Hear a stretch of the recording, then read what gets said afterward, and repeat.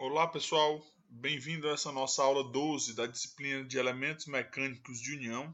Hoje a gente vai dar continuidade aos estudos de fadiga superficial, que é referente ao capítulo 7 do livro do Norton de Projetos de Máquinas. Basicamente, pessoal, dando continuidade, na aula 11 vocês viram que a gente projetou o contato entre esferas. Agora, nessa aula 12, a gente vai ver exclusivamente o contato entre cilindros. Os cilindros são muito aplicados em largos projetos de elementos de máquinas. Por exemplo, para puxar material texturizado, como papel, através de máquinas ou para alterar a espessura de um material nos processos de laminação ou por calandragem. O deslizamento pode ocorrer entre dois cilindros convexos, que é o caso dessa figura, um convexo e um côncavo, que seria o caso de um cilindro girando dentro de outro cilindro interno e outro externo, ou, no limite, um cilindro girando sobre um plano, um cilindro contra um plano. Todos os contatos há a possibilidade tanto de deslizamento como de rolamento na superfície. A presença das forças tangenciais de deslizamento produzem um efeito significativo nas tensões, quando comparadas ao rolamento puro. Ou seja, as tensões são totalmente distintas quando eu tenho rolamento puro ou eu tenho rolamento com deslizamento. O que é que a gente vai aprender nessa aula? A gente vai aprender a calcular tanto a área de contato efetivo de cilindro com cilindro, quanto as tensões normais e as tensões de cisalhamento para essa aplicação. Quando dois cilindros rolam juntos, uma região de contato será retangular, como mostra na figura abaixo. A área de contato, pessoal, é essa área aqui. Essa é a área real de contato, uma área retangular. A pressão é distribuída sobre um prisma semielíptico de meia largura A. Se lembram do Azinho, quando a gente calcula o Azinho no contato entre esferas? Ele tem o mesmo conceito. A pressão é máxima no ponto intermediário, no meio, no centro da elipse, e a pressão é nula nas bordas da elipse. Aí nós temos o raio 1 sendo o raio de um dos cilindros e o raio 2 o raio do segundo cilindro.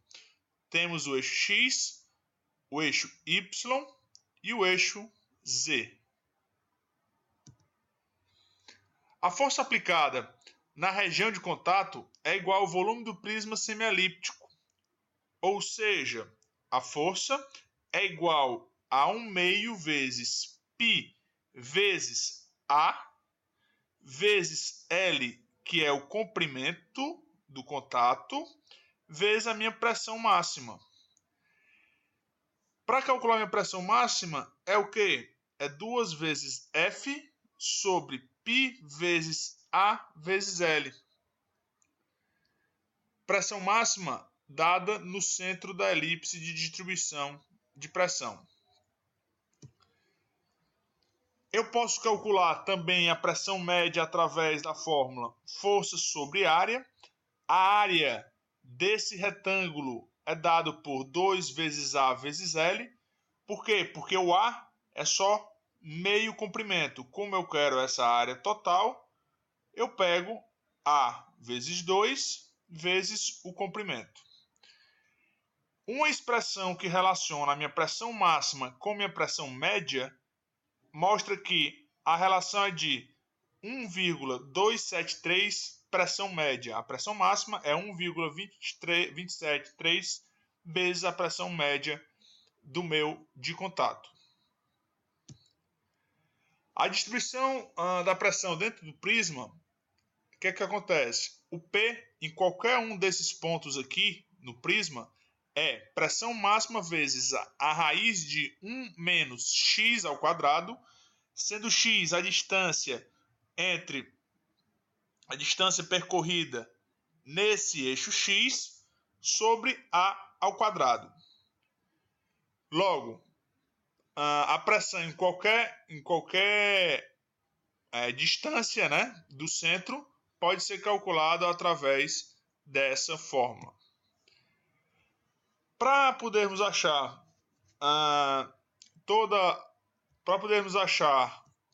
o Azinho, nós temos que definir primeiro o que? O B, o M1 e M2. Como é que a gente calcula o B, pessoal? B, que é esse meu fator dimensional, é 1 meio vezes 1 sobre raio 1 mais 1 sobre raio 2. É a mesma equação do contato entre esferas, para eu achar o meu fator devido à dimensão.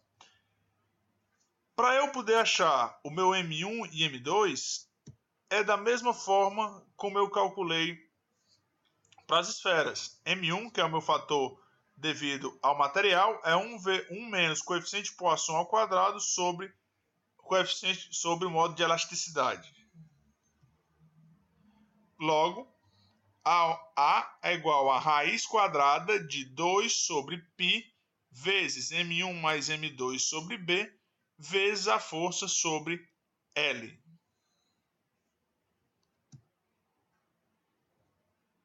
Mais uma vez, relembrando os fatores M1 e M2. Para eu achar as tensões normais aplicadas